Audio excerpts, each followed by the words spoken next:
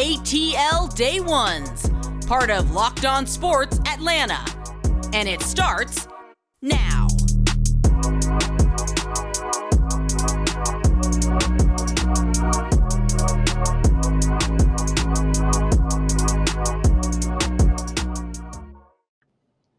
Welcome into ATL Day Ones with Jarvis and Tenitra. We want to say thank you, as we always do, for making ATL Day Ones your first listen of the day. And remember, we are free and available wherever you download your podcast. And wherever you download your podcast, make sure you leave us a 5-star review. I was Googling to make sure y'all were leaving those 5-star reviews because anything less is unacceptable. T, we got so much good stuff to talk about. We're gonna talk about whether or not the Atlanta Falcons got a 2-15 roster. Is that where they're built? Are they built to be the number one overall pick next year? Cordarrelle Patterson touched on that. We'll give our thoughts on that. And as the trade deadline comes to a close, are the Braves the favorites in the National League? Ooh, that's going to be an interesting conversation. And last but not least, and for the culture, what's the best soul food in Atlanta? And it's George Jetson's birthday? We'll talk about all that. But before we get there, the Atlanta Braves last night, oh my goodness. They absolutely spanked the Philadelphia Phillies like they should be spanked. And with the man, the myth, the legend, Spencer Strider on the mound, oh my God, I was excited last night just watching him work last night. I don't know about you, but that's kind of where my head was. I was just excited.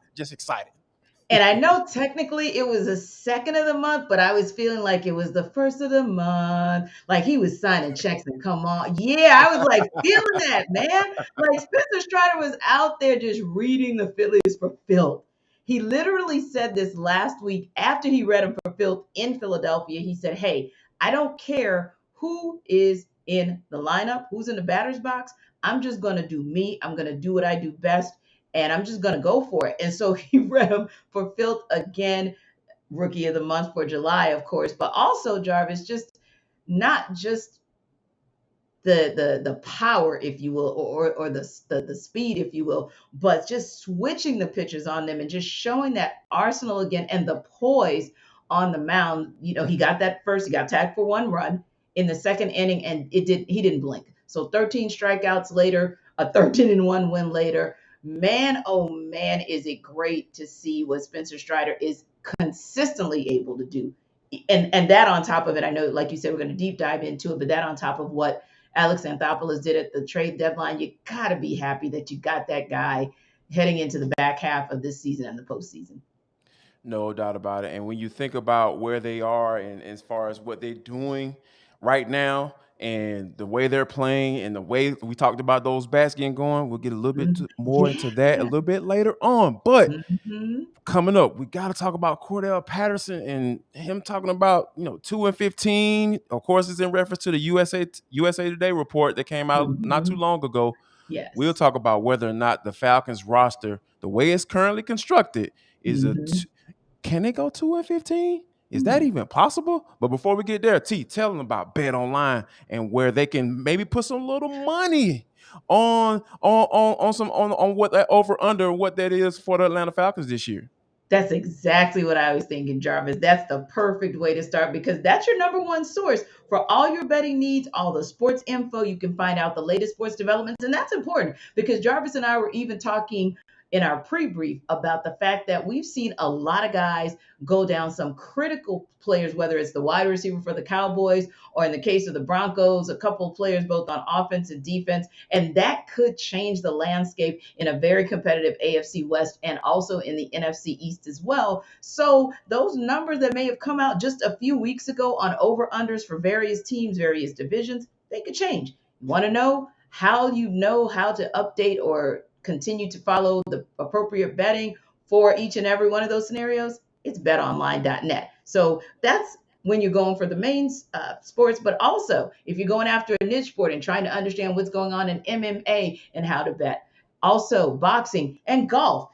Jarvis, that world keeps turning topsy-turvy based on what people are Yes. doing or golfers are doing or not doing with live golf. So again, if you want that kind of information, it's really easy to go to that website. You can do it right from your mobile device to learn about the trends. And we keep up with those trends as well as sportscasters. But betonline.net, it is where the game starts. So if you want to know what the true trends are real time, check out betonline.net.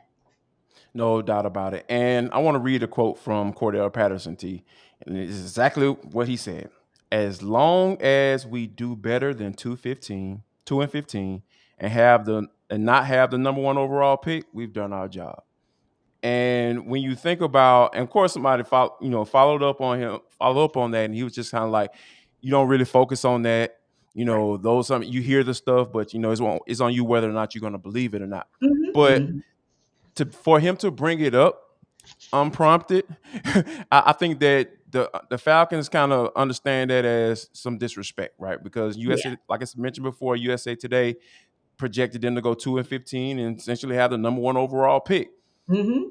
And just looking up and down this roster, now, of course, we can be objective. We've been covering this team for quite some time, and we kind of Mm-hmm. understand and get a good vibe so far as what's going on with this team. We know they have a lot of holes, but I don't know about you. I do not see this team only winning 2 games this year, especially since they won 7 last year Yeah. And that's what with I was this thinking. I was like, a worse roster, barring right. the I was like, quarterback. what? Right. I was trying to figure out once again, and you and I talked about an article a couple of weeks ago that kind of was in a similar vein, didn't quite go 2-15, but somewhere in that ballpark. And we were wondering how, Sway, because if you look at Right. the roster as currently constructed versus what it was last year, you hit the nail on the head. How do they regress that much? And that's not to say there may not be some regression. Maybe they hover around 6-11. Who knows? It could be that. It could be 5-12, or it could go up as well to be 8-9, or even 9-8. Let's just be honest.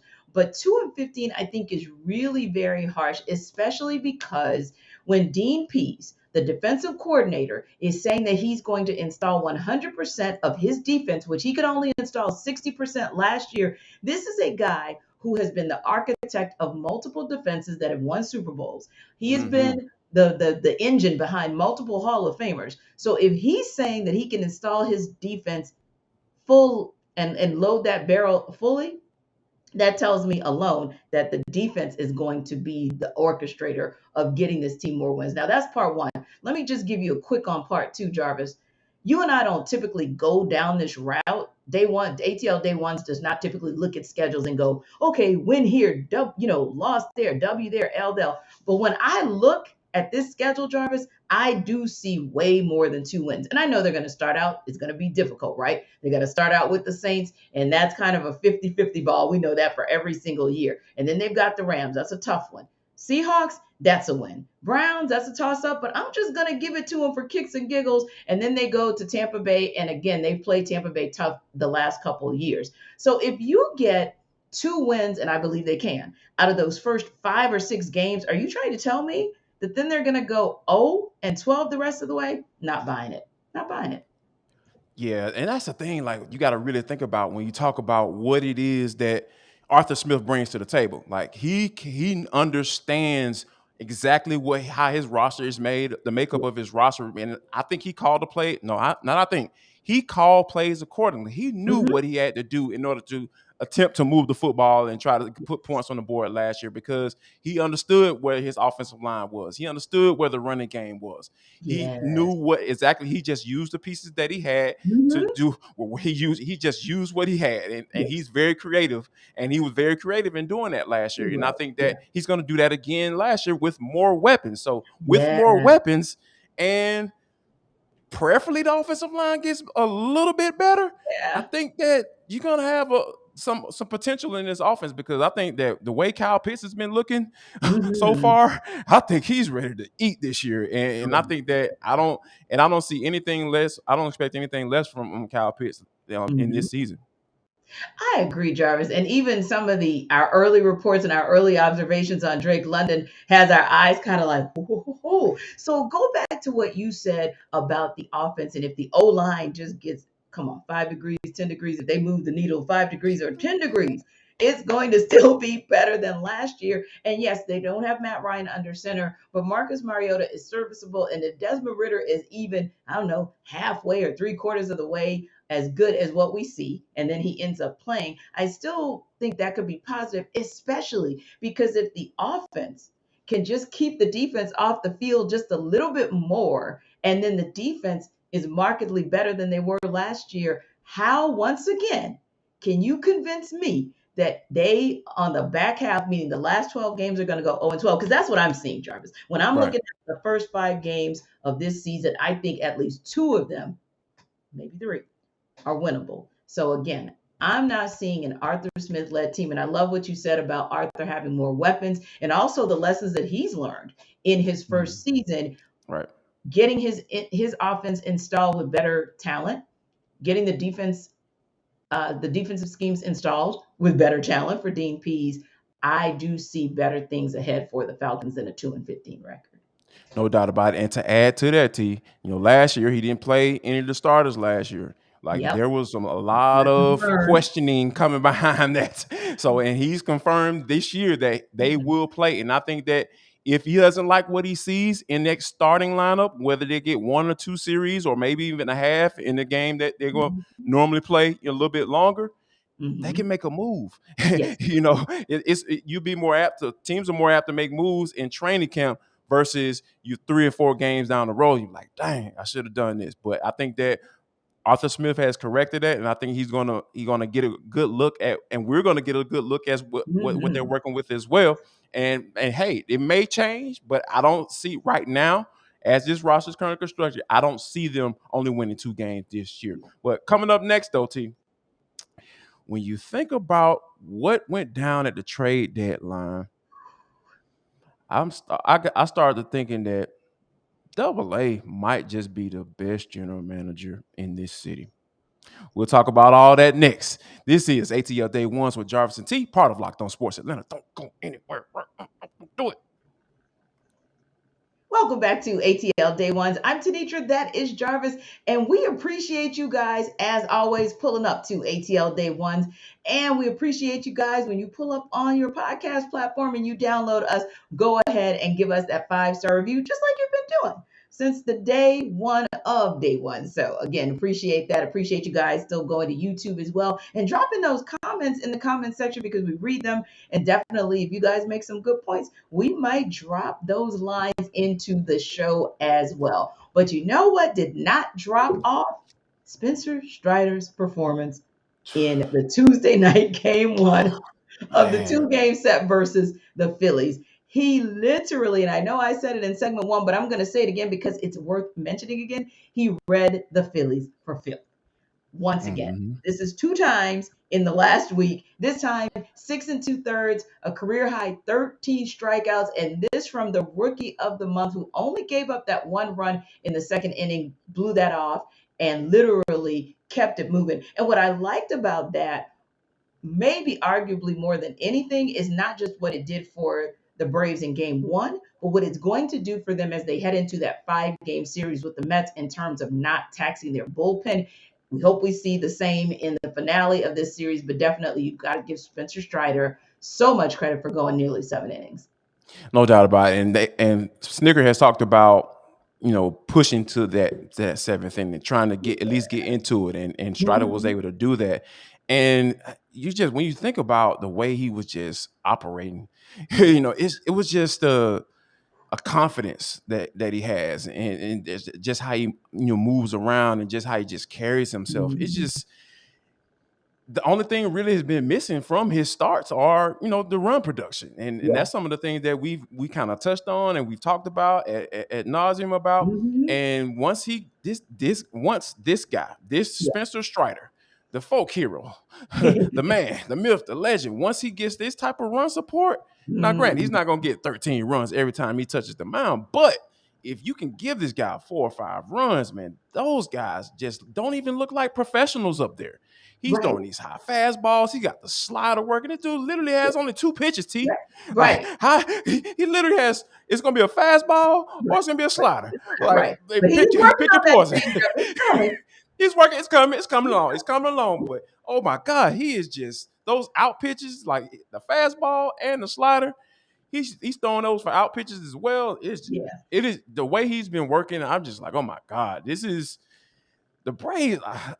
You just got to give them credit, like just from a scouting standpoint. And you talk about, getting Austin Riley on the contract long term. The moves that Alex Anthopoulos has made, that are coming to fruition now. We're starting to see it along with Michael Harris, who was the rookie of the month in the month of June, by the way. So I think that I'm just happy. Yeah. I get happy when I watch the Braves because I think about where they are right now and potentially competing for another World Series and in the future. It is just so great. It is. And the run support that you mentioned is critical because this is the sixth time this season that the Braves have literally had double digit runs. And that is impressive because that also is one of the top numbers, if you will, in the National League and also, I believe, third amongst the majors overall. So when they get it going, those bats really, really get going. And we're going to talk about some guys who've gone from struggle bats to being on point. But before we talk about those guys and what they've been able to do and getting on point, especially last night, we're going to talk about how Built Bars can get you and your health on point. I have been getting my health on point this year in 2022. I started back working out in the month of January, and let me tell you, I get hungry. If you want to looking for a snack that is healthy and tasty, and it's gonna get those taste buds going right there, you probably tried the amazing coconut brownie chunk Built Bar. Guess what? Your friends at Built have got you covered. They're gonna get you right. So go to builtbar.com and go to built.com and check out the coconut brownie chunk because that is something that I absolutely love. I love the chunk. I actually eat the chunks by themselves. I brought it up in the meeting the other day. We were talking about the Built Bar, and it was like, well, Jarvis, it'll just be a chunk then. It's not going to be a bar. I love the chunks. The chunks are amazing. And along with that marshmallowy bar, oh my gosh. I think I'm going to try to find me one as soon as we get done with the show. I have to eat it. I'm going to go do it. Well, Jarvis, tell me how you're going to get it then. All right, here you go. I got you. Man, don't go nowhere. I got you, player. Built.com. Use the promo code LOCK15 to get 15% off your order. That's the promo code LOCK15. Go to built.com, drop in the promo code box, LOCK15, and get 15% off. And you can act just like me and respond just like me and how I've been loving on these Built Bars. You can love on Built Bar too. Go to built.com. Yeah. And I tried to get my Built Bar chunks in yesterday as I was leaving the gym. And like you said, just famished. But unfortunately, word to the wise, don't leave your Built Bar in your car. Not in Atlanta, because you come back and it's going to be a Built milkshake. So don't do what I did so you can really actually enjoy your Built Bar. And speaking of enjoying things, we have enjoyed, at least these last couple of games, Eddie Rosario and Marcell Ozuna moving off the struggle bus with their struggle bats and getting back to being something worth watching. Marcell Ozuna with 3 hits last night and 2 RBI, but more importantly, Eddie Rosario. I mean, like, maybe it should just be his bobble night every home game, like for real. Exactly. Yeah. Yeah, because when you're out there going 3 for 5 and hitting a couple doubles and having RBI and just, driving in run after run after run. I mean, it was just incredible what he was able to do in getting so many of those runs scored last night. So, Jarvis, I mean, again, when you talk about giving run support to your pitchers, I think one of the most important things is when you don't get it from your player of the month in Austin Riley, when you don't get it from Dansby or Michael Harris or even Ronald Acuna Jr., when you get it from guys that have been struggling and maybe are heating up now in Rosario and Ozuna. No doubt. Like that is what's going to make this team extremely dangerous. Because when you think about even nephew Ronnie, he's starting to heat up just a little bit. He had a really good game last night. So those are some of the things you got to pay attention to when you're talking about making a run to represent the National League when it gets a little cool outside. And that's exactly what the Braves are going for. But when you see Eddie Rosario and Marcell Ozuna, those are the guys we've talked about on this show just a couple of days ago. We talked about how they need to get going. That's exactly and that's exactly what they did. And Mhm. when you got these players outside of the guys that you expected from night Right. in and night out, that's when it can get, because we know Eddie Rosario can go on the streak and get stupid hot. We know that Marcelo Zuna can get stupid hot because he got that in the COVID season, in the shortened Mhm. season. He absolutely went crazy. That's Yes. how he ended up getting that check from the Braves. Kind of, he know what time it is. So I Mhm. think that when you see these guys starting to put a couple of games like this together, and we talking about potentially overtaking the Mets, especially when you're getting ready to, go up against the Mets, Mhm. 5 games in 4 days. That is something that you Braves fans should definitely get excited about.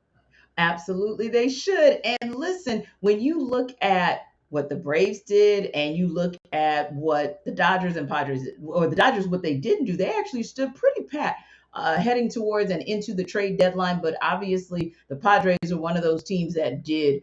Man, I mean, what they were doing, they were Woo. sneaking on folks. Josh Mm-hmm. Bell and Josh Hader and Juan Soto. I mean, Oh, they were creeping on the come up. But trade for an all-star that team. yeah, exactly. Right. You just traded for an all-star team. But it's interesting because GM Alex Anthopoulos, whom, like you said, arguably just is the best GM in the city. Heck, I'm gonna just give him the best GM in Oh all of yeah, Major League Baseball. And no, he, no if doubt. he's not, he should be in the conversation for the things that he's able to do because we were all pretty impressed and pretty encouraged by going out there and getting the likes of Jake Odorizzi, right? And then Mm-hmm. right before that deadline, he said, "No, I'll sneak one more in for you. I'll go In the out wee there and pick hours. Marcelo Iglesias, and just for kicks and giggles." And so Right. once again, he does his magic. And now we're having the conversation of, are the Braves in position? Did they put themselves in position to now be the favorites, at least to represent the National League going back to the World Series based on, like I said, what the Padres did do or what the Dodgers didn't do?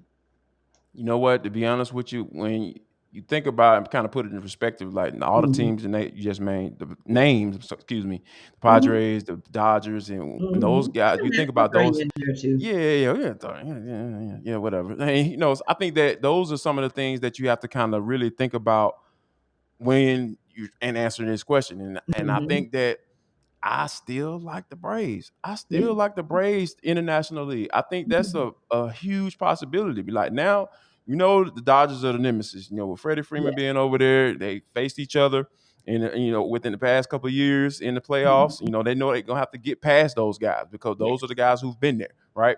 And when you think about those ancillary pieces that he added because there Mhm. was a need there, and you think about some of the people that are coming back. You got ATL is coming back. You have Kirby Yates, who's Mhm. been showing really well in the minor leagues, and he's getting ready to, and he was the reason why Will Smith was expendable. Mhm. Those Mhm. like that's what that is. And then you bring in Iglesias, who you're gonna have in the short term and in Mhm. the long And term long as term, yeah. well, because Kenley Jansen, hey, he's no spring chicken.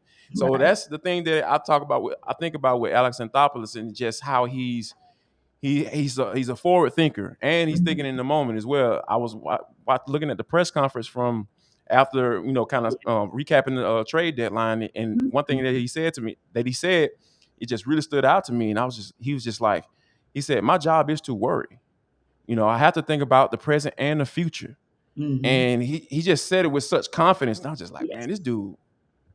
this dude got it, man. He's Yeah. figured it out. The Braves Yeah. have been struggling for quite some time. They brought in Mhm. Alex Anthopoulos, and they had all the issues with, putting up bags of money in hotels and all that stuff for foreign players and all that stuff. He has wiped all of that away. Yeah. People don't even talk about that stuff anymore because Alex Anthopoulos has come in here and became the guy that Terry McGurk and company were looking for. Mhm. And the Braves fans are happy. I am happy, and I know you're happy as well. Yeah, I think so. It definitely encouraged and pleased with how everything played out. And don't get me wrong, we see what those other teams were able to do. We already talked about the Padres, the Josh, and the Juan that they picked up, and we talked about what the Mets were able to do in getting Tyler Naquin. Dodgers got Joey Gallo, and then of Joey course they're Gallo. getting Walker Bueller back, so it's going to be interesting. And we of course know that the Mets got Jake DeGrom back, so it gets to be interesting in the National League. But everything that you just said about what Anthopoulos did certainly puts the Braves right up there in the conversation to be the favorites. And listen, before we get out of this conversation about baseball, we would be remiss if we did not at least acknowledge that one of the best, if not the greatest voice in baseball left us. We another GOAT gone in Vin Scully, who passed away on Tuesday at the age of 94. Longest tenure since 1950. He was calling games for the Dodgers before retiring a couple years ago. And for us, Jarvis, we didn't have the good fortune of necessarily hearing him call a game in person, but one of the things that makes him even special to Atlanta is the fact that he called the game when Hank Aaron broke the record. And I just want to say this real quick. So much respect in listening to that, playing it back at my other job earlier today, because Right. he did something that was so impressive. He let it breathe. He let it breathe for about 30 or 45 good seconds and then put a bow on it with simple context. This is one of the most amazing things to happen to Atlanta, for the state of Georgia, for this nation, and for this world to see a Black man in the South get a standing ovation for breaking Babe Ruth's record. And I thought that's what made him so special. Wow. And when you think, first of all, rest in peace, Vin Scully. And when you think about that, right, like for him as a white man to put it into context like that and honor that moment, and have so much Mhm. respect for that moment, and it says a lot as well. And you think that you all these he was just a guy that when you listen to him, like I always really appreciate broadcasters that make me comfortable, Yes. and it just is the way he talks, the way he kind of talk about the game, and the way he just not overbearing, and like you said, letting things breathe. We as broadcasters, we talk about that all the time, and doing games and stuff like that, and broadcasting games, and you just have such a huge respect for what he's done, in this industry. So yeah, definitely a good one left us yesterday. Indeed, indeed. And again, our thoughts and prayers are with the Scully family. Now, when we come back, and for the culture, we're going to go in the opposite direction and talk about this day, or the last couple of days being a born day for some interesting folks. And we're going to have a little bit of a debate, like we always do, about food on this show. So if you want to know which debate we're having about food this time and whose birthday it is, come back on the other. Final segment of ATL Day Ones with Jarvis and T. We want to thank you for rocking with us throughout the entire show. And for those who don't know who T is, that's Tenitra. That's her. It's right there, sitting right next to me, right there. We want to thank you for rocking with us throughout the entire show, and like I mentioned, and also liking and subscribing to our YouTube channel. Like I said, if you're having issues finding us on YouTube and you listen on the audio version, wherever you download your podcast, make sure you go ahead and do that. Just go to the YouTube. The website, youtube.com, drop in the search box, Locked On Sports Atlanta, and we'll pop right up. I promise you. And we promise you, we're not going to waste your time. We're going to give you exactly what you're looking for, which is talking about Atlanta sports. But T, this is for the culture. It is the intersection between sports, entertainment, and the culture, and sometimes whatever the hell we want to talk about. And today is no different. Now, second round pick Tyrese Martin for the Atlanta Hawks. They drafted him out of UConn. He put out an interesting tweet the other day, T. And when you sent me this, my mind started churning, and I started going through in my head, and I started thinking about certain things. But he tweeted, "Where can I find the best soul food?" And for me, T, like Mhm. the soul food that I got growing up in this city came Mhm. from Big Mama house. And she is no longer with us, so I can't invite him out to her house Right. for, I'm for like, dinner. And he would be invited. Trust me, because Big yeah. Mama used to didn't mind cooking for anybody, any and everybody. If you wanted to come eat and you were hungry, let's come on down to the promised land, and she'll take care of you. But I think that there was a couple of names that came to mind, but Okay. there was the first one that came to my mind, it was Busy Bees. Right there off Martin Luther King, and they got the good, and there was another place that came to mind for me it's open, but it's not the same, and it's Hodges off Candler Road in Mm. Decatur. Oh, Like Okay. when you talking about going to get some good old peach cobbler, some good macaroni and Mm. cheese, some good Oh, barbecue look at too. this I now. know you said soul food, but Jarvis. those Okay. sides had all the soul in them. But it's not the same. Also, I don't go there over there anymore. But if you talking about maybe about 10 years ago, that Hodges and of course Busy Bees, those some good old restaurants. That's probably about the best thing you can get as far as from a soul food standpoint. And I will be the first to tell you that I'm probably in a select group that does not like busy bees. Not impressed, didn't like it, Mm. went twice, thought thank you, but no thank you, because I gave him a second try. Not the move. Because I am all I saw the about look that. on your face. I was like, yeah, Yeah, it's something I'm from there. New Orleans. I don't play that. I will dissect your food in a heartbeat. Be like, they didn't put enough of this seasoning. They didn't put that seasoning at all. Oh wow, you got it right. And I'm sorry, just didn't get it right for me. And the portions, I'm big on portions. Although I eat Yeah, they are a small little skip on the portions, portions yeah. now. Although Yes. I eat small portions, but I want you to give me big portions and then Give me let my money's me, worth. How yeah, about then that? let me like section them off. Yes. My spot, whether it is breakfast, lunch, dinner, whatever it is, well, really, okay, not breakfast, because you all know that's my Atlanta Breakfast Club with their ABC chicken and waffles as backup. But for soul Ooh, food for gotta go lunch there. and dinner, for me, it is the beautiful in Cascade. Oh, Nobody yes. compares Yes, to Lord. them. I don't care what you all say. They have these large meatballs that they used to do pre-pandemic. I call them once a week. Y'all bring them back. You bring them back. You bring them back. They haven't brought them back yet, but the meatballs are like humongous, and they're made from scratch, and they're just awesome. And then, like you said, the macaroni and cheese is killer.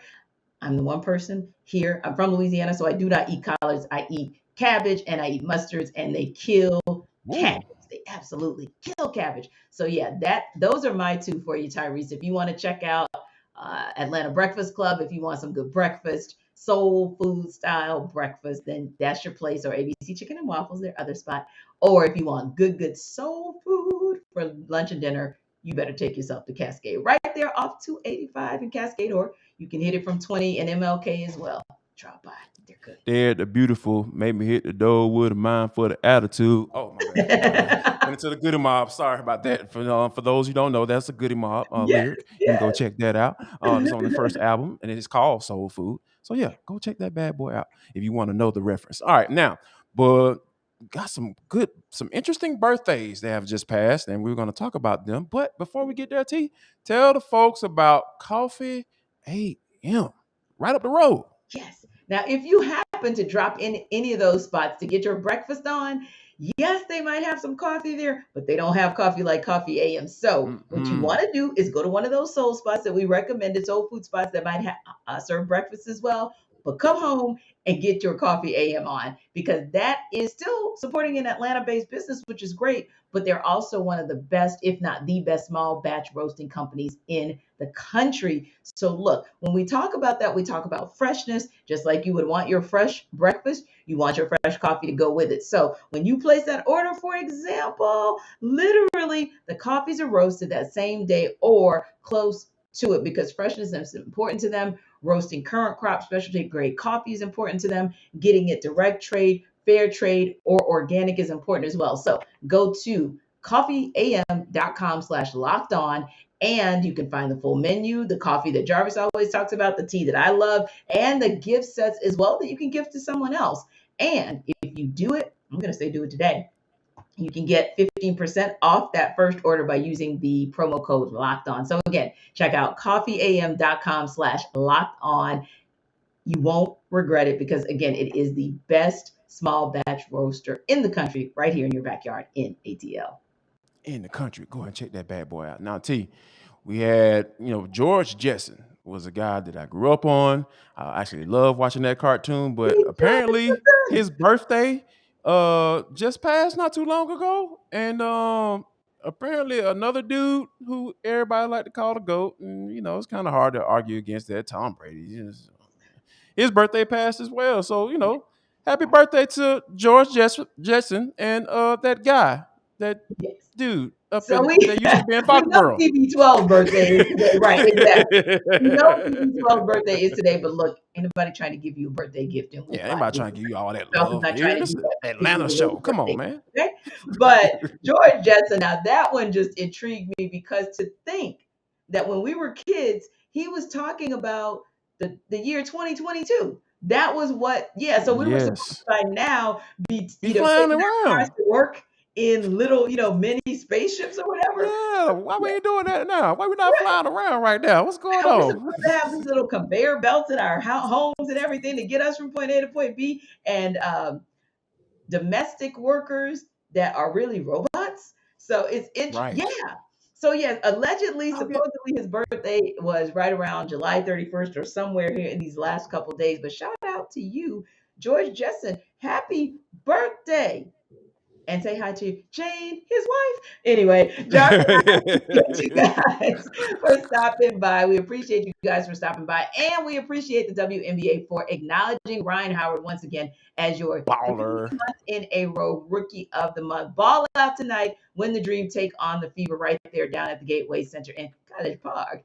And we're going to be talking to you guys about hopefully a sweep of the Phillies tomorrow. Going to talk more Falcons training camp and anything ATL sports related. So check us out first. Check out Hitting Hard with John Chuckery. And don't forget about A to Z with Mark Zeno. Have a great afternoon. We'll see you guys tomorrow. Y'all come back now, you hear?